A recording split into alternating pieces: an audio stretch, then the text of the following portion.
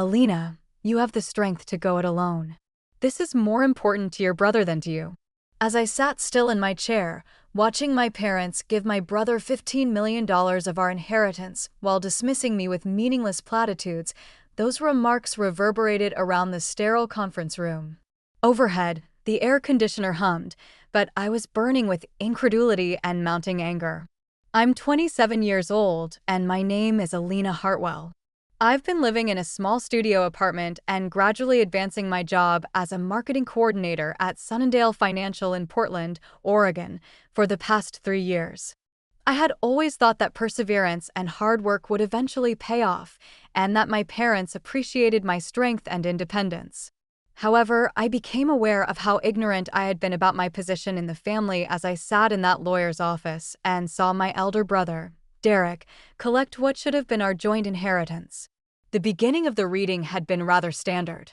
My parents wanted to transfer their possessions while they were still living so that they could reap the rewards, so attorney Benjamin Walsh got us all together to examine their amended will. Patricia, my mother, was sitting primly in her blue suit, explaining their choice with her hands folded. Howard, my father, nodded in agreement, his face solemn but content. My mother remarked, "Derek has been struggling with his restaurant business," in that maternally concerned tone she only used for my brother. "He needs this investment to get back on his feet after the epidemic hit him hard. Don't you understand, my love?" My mouth was dry as I gazed at her. It was Derek's third unsuccessful business endeavor in 5 years, and his restaurant was floundering. My parents had always supported him, believing that the next chance would be his big break. In the meantime, I had never asked them for a dime, worked 2 jobs to pay for my little apartment, and paid for my own college education. What about my share? I was able to inquire, hardly raising my voice beyond a whisper. With a soft yet forceful face, my father leaned forward. "You've always been so capable and independent, Alina. Take stock of all that you have done on your own. Derek requires direction and assistance, but you're capable of becoming wealthy on your own." It was a slap of words. Enough strength. Like my strength was a penalty. As though I deserved less affection, care, and consideration since I was responsible and self-sufficient. Derek moved uneasily in his seat next to me, but he remained silent. When it came to protecting me from our parents' blatant partiality, he never did. Something heavy and cold settled in my chest as attorney Walsh started to go over the technical aspects of the transfer. Money wasn't the only factor here. This amounted to a lifetime of being disregarded, of having my accomplishments downplayed while Derek's shortcomings were forgotten. There was a serious problem with this image, and I had a gut feeling that there was more to come. I knew as a child that I was different from Derek. I was quiet and industrious, whereas he was outgoing and appealing. I planned meticulously and worked systematically toward my goals, whereas he took chances and had great dreams. These distinctions have always been viewed by our parents as positive aspects of our family dynamic.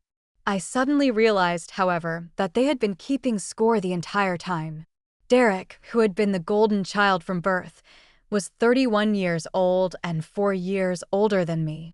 My parents hired pricey tutors after son had dismal marks in high school, and they cheered when he barely graduated. They had given me a kind grin and advised me to contact home more frequently after I was awarded a full academic scholarship to Portland State University. Even as an adult, the trend persisted. Derek's unsuccessful business endeavors served as learning experiences. I just anticipated to make steady growth at Sunnydale Financial. My grandmother, Alina Hartwell, who had died 6 months previously, was on my mind. She was the one member of our family who had genuinely noticed me, supported my goals, and unabashedly applauded my accomplishments. Grandmother Elena would draw me away and tell me how pleased she was of my independence and work ethic, while my parents fretted about Derek's most recent issue. She used to remark, "Your strength is a gift, Alina," while holding my hand in her grizzled palms. Don't let anyone convince you otherwise. After grandfather died, she had moved in with us when I was a teenager, and I had spent many hours hearing her tales of overcoming adversity and making wise decisions to construct a successful life. Although she was always humble about her accomplishments, she had been a prosperous entrepreneur in her day. I had thought that she had left me her guidance and wisdom. But I pondered whether there was more when I was in that lawyer's office. Something was bugging me in the back of my mind while Attorney Walsh continued to go on about financial arrangements and tax ramifications. Grandmother Elena had been extremely orderly and meticulous about her business. In the months prior to her passing, she had visited with Attorney Walsh several times, frequently bringing up the paperwork and agreements she was revising. That someone so careful would leave everything up to chance or my parents' judgment seemed odd.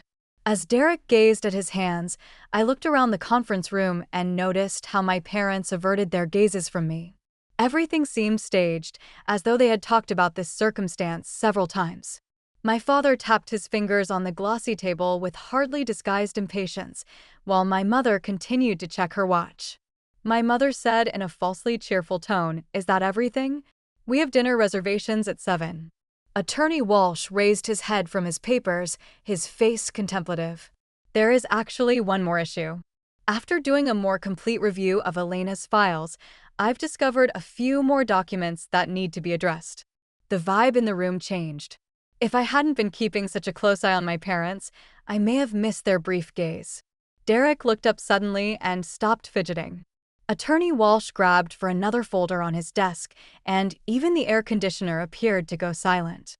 My heart began to race. It was obvious that my parents hadn't anticipated whatever was in that folder. Attorney Walsh moved with precision and professionalism as he carefully opened the new folder. "I apologize for the error, but I'm just now realizing that Elena left precise time instructions. She was adamant that some materials be kept secret until after the first viewing." My mom's face had turned white. "What kind of documents?" "It appears Elena created a separate trust fund years ago, one that she managed independently from the family estate," Attorney Walsh said, pulling out a thick manila envelope with my grandmother's distinctive handwriting across the front. "This envelope is specifically addressed to Elena, with instructions that it be opened only in my presence and only after Patricia and Howard had made their intentions regarding the inheritance clear." My hands trembled as I reached for the envelope. The weight of it surprised me, thick with documents and what felt like additional items inside. My grandmother's handwriting was as elegant as I remembered, but there was an urgency to the way she'd written my name that made my heart race. "Elena was very specific about these instructions," Attorney Walsh continued, his voice gentle but firm. "She wanted Elena to understand the full scope of her legacy only after witnessing how the family inheritance was handled." Derek leaned forward in his chair. "What does that mean? What kind of trust?" My father cleared his throat, his discomfort obvious. "Elena never mentioned any separate arrangements to us. Are you certain this is legitimate?" The skepticism in his voice stung, but not as much as the fear I could see creeping into my parents' expressions. They knew something, I realized. Maybe not the details, but they suspected grandmother Elena had made provisions they weren't aware of. With shaking fingers, I broke the wax seal on the envelope. Inside, I found multiple documents, bank statements, and a letter in my grandmother's handwriting.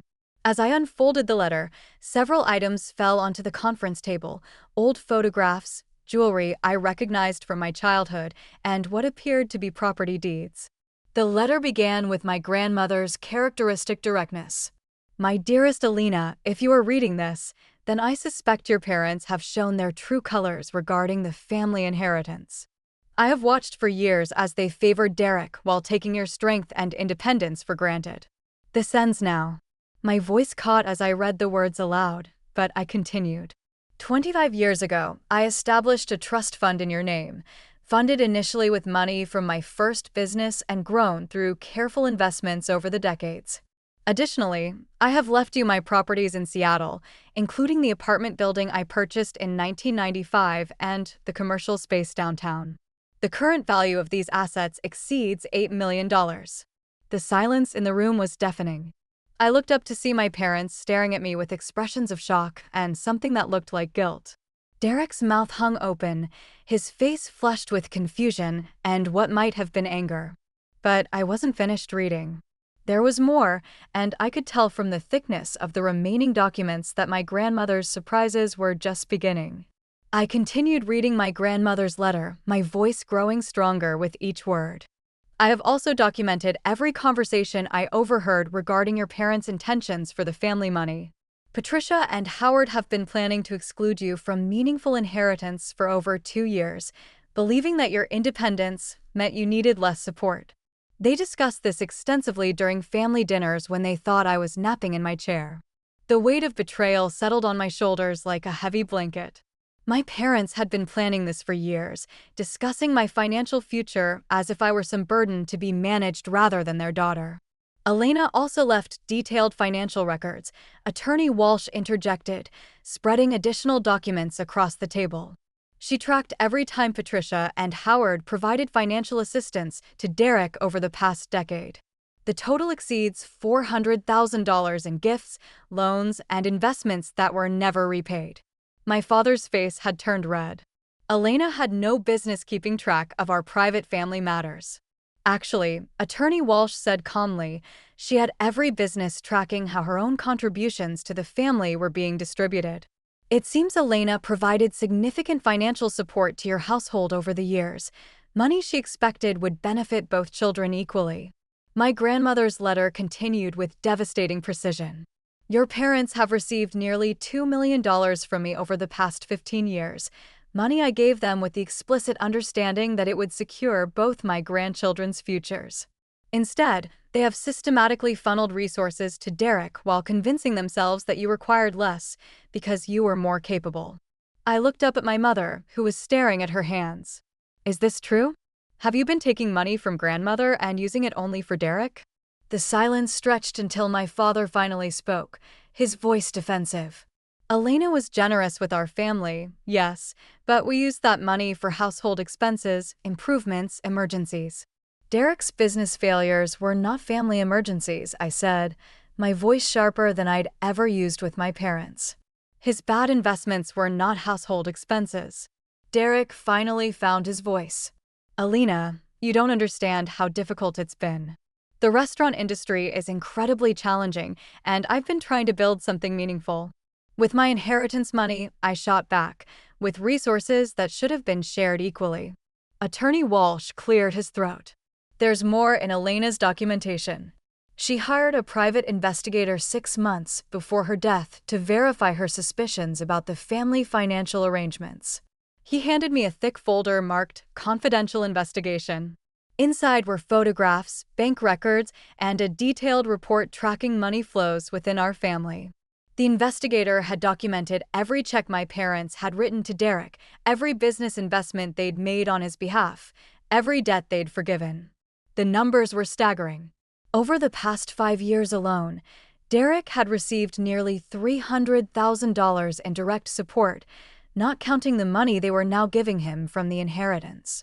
Meanwhile, they'd contributed nothing to my education, my living expenses, or my career development. The investigator also discovered something interesting about Derek's current business situation, Attorney Walsh said, his tone carefully neutral. It appears his restaurant has been profitable for the past 18 months. The financial difficulties he described to your parents were exaggerated. I stared at my brother, watching his face cycle through several emotions before settling on resignation. Derek, is this true? It's complicated, he said, not meeting my eyes. There were some cash flow issues, and I needed capital for expansion. So, you lied to our parents about being in financial trouble. I didn't lie exactly. I just presented the worst-case scenario. The betrayal was complete now. Not only had my parents systematically favored Derek throughout our lives, but he had manipulated them into giving him money he didn't actually need. And they had been so eager to support him that they'd never questioned his claims.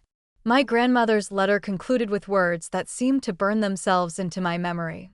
Elena, you are indeed strong enough to make your own way, but that strength should be celebrated, not punished. Use these resources to build the life you deserve. And remember that being independent doesn't mean you should be abandoned by those who claim to love you.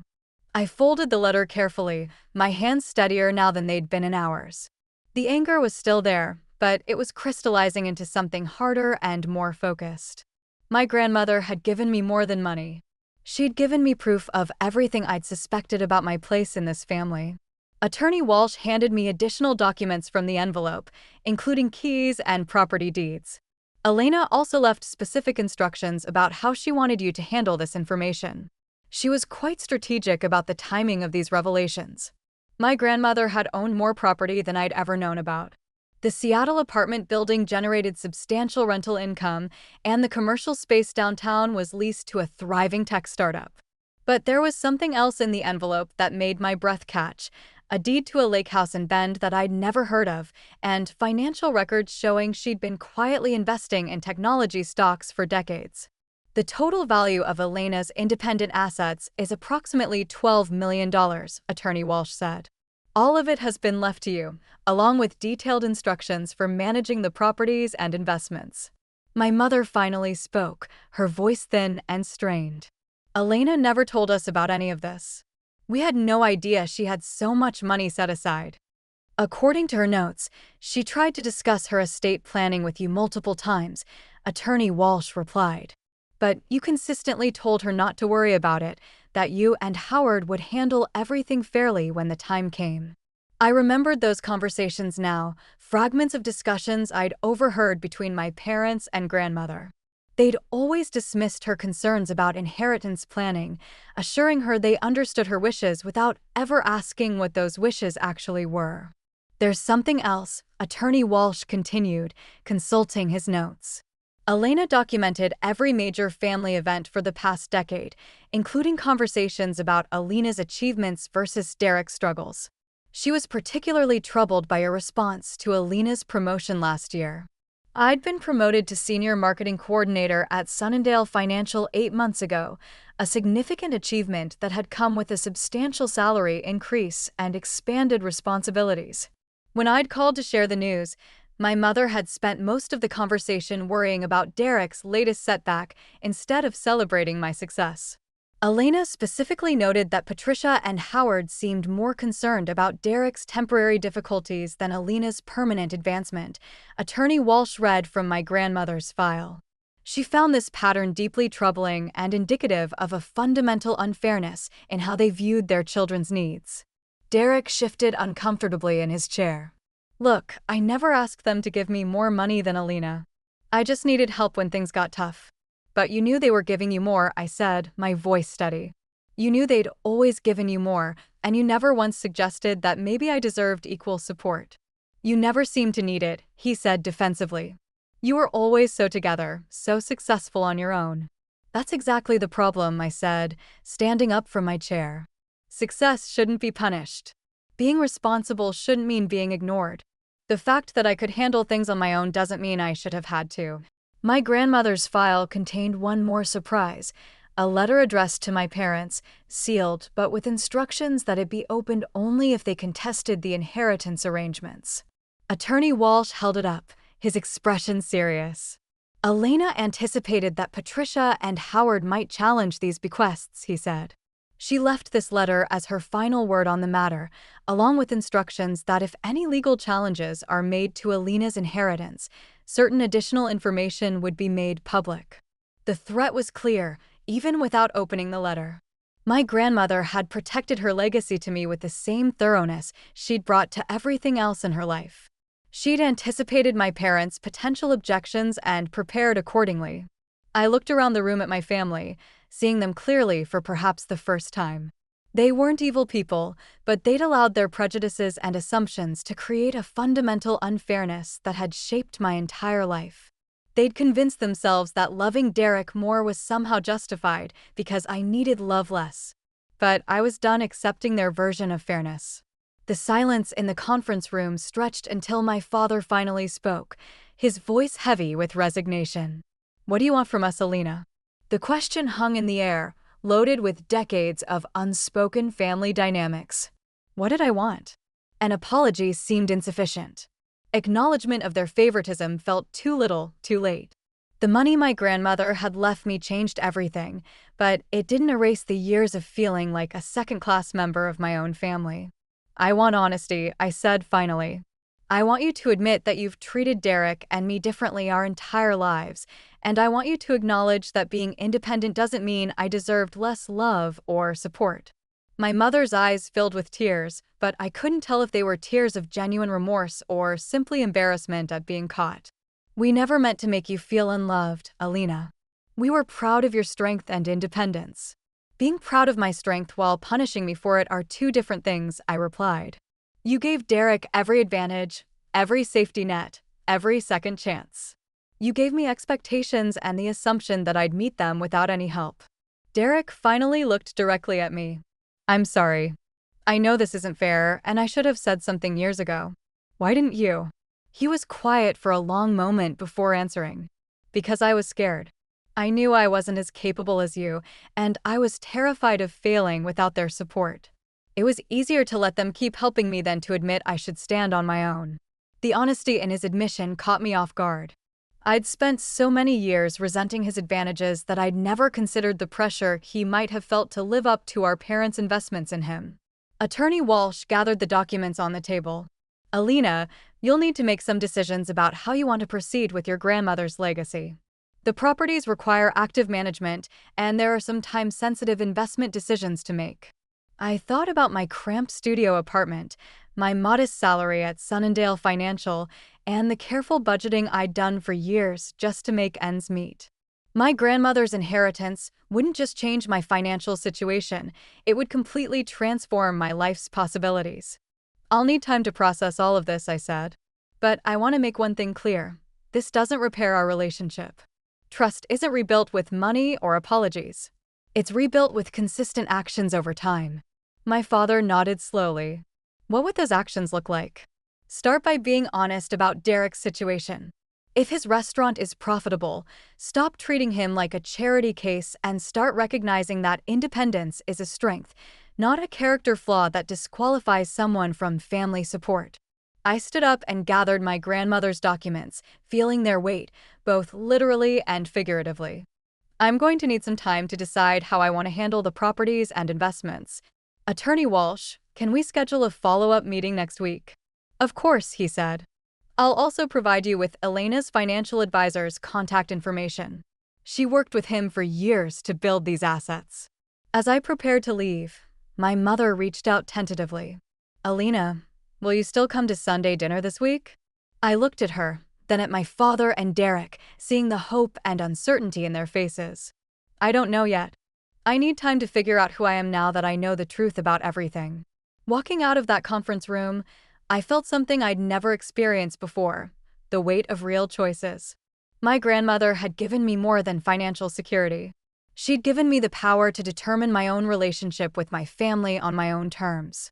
3 weeks later, I sat in the passenger seat of my newly purchased car, a reliable Honda Civic that I'd bought with cash from my grandmother's trust.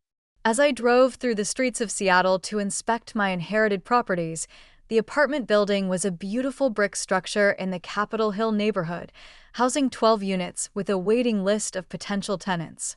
The commercial space downtown was even more impressive, a renovated warehouse space that buzzed with the energy of the tech startup that leased it. But it wasn't the properties themselves that gave me the most satisfaction. It was the phone call I'd received that morning from Derek. Alina, I need to talk to you, he'd said, his voice strained. Mom and Dad are asking questions about the restaurant's finances, and they want to see actual books, not just my summaries.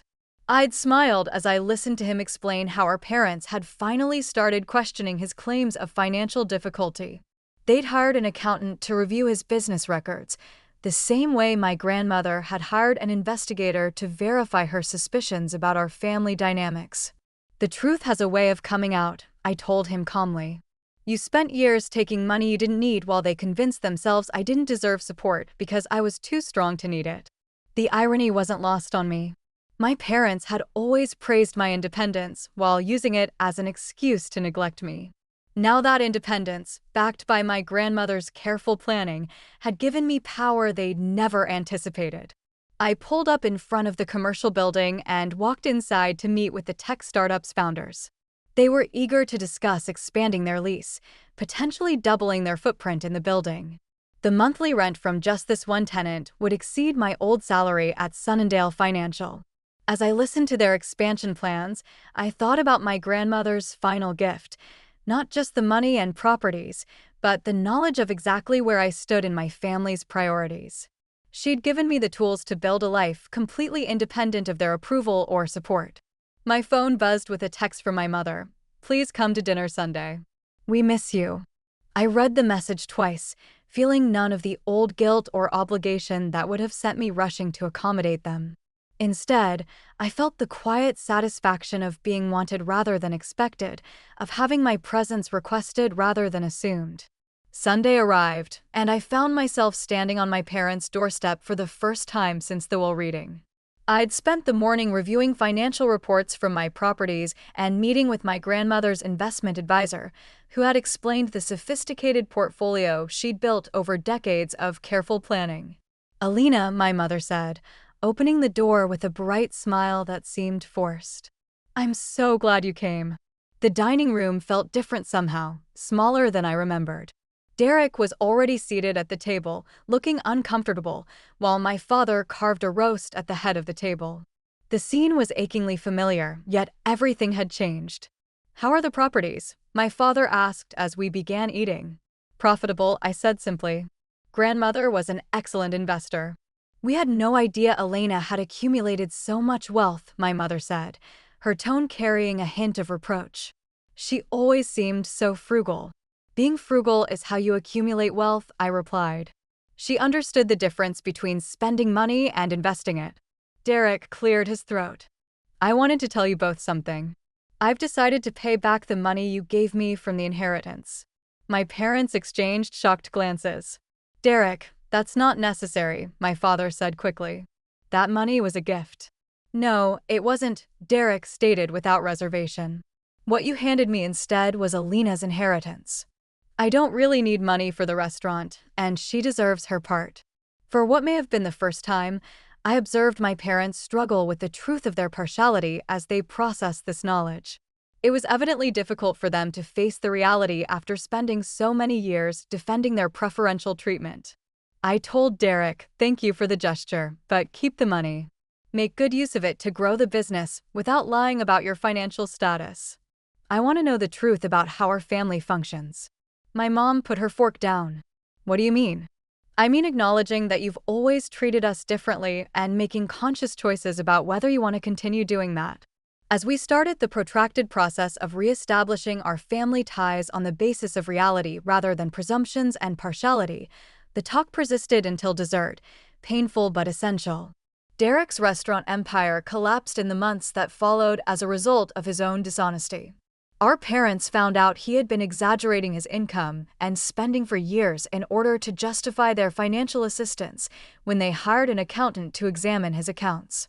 They ceased to provide the safety net he had depended on for so long after the revelation had destroyed their faith in him. Derek had to face his bad business choices and lack of financial discipline without their continual support. In the end, his restaurant collapsed because he had never learned how to run it responsibly, not because of the state of the market. In order to gradually repay his obligations, he was compelled to return to live with our parents while working as a line cook at another person's restaurant. Meanwhile, our parents had to deal with the fallout from their decades of favoritism. They struggled to comprehend how their protective behavior toward Derek had really damaged him, while their difficult behavior toward me had been a sort of neglect, and the familial bonds they had taken for granted were irrevocably changed. In an effort to comprehend the harm their unconscious prejudices had caused, they went to family therapy sessions. However, it would take years to restore the damaged confidence. For my part, I built something significant using my grandmother's legacy, not simply money, but a life shaped by my own decisions rather than those of others. I quit Sunnindale Financial to work full-time as a property manager, growing my real estate holdings and helping other young women launch their own companies. My grandma had been correct. Rather than being punished, strength should be praised. When I think back on those crucial weeks, I see that the best form of retaliation wasn't money or family strife. It was being true to myself and not settling for anything less than what I deserved, even from those who seemed to love me.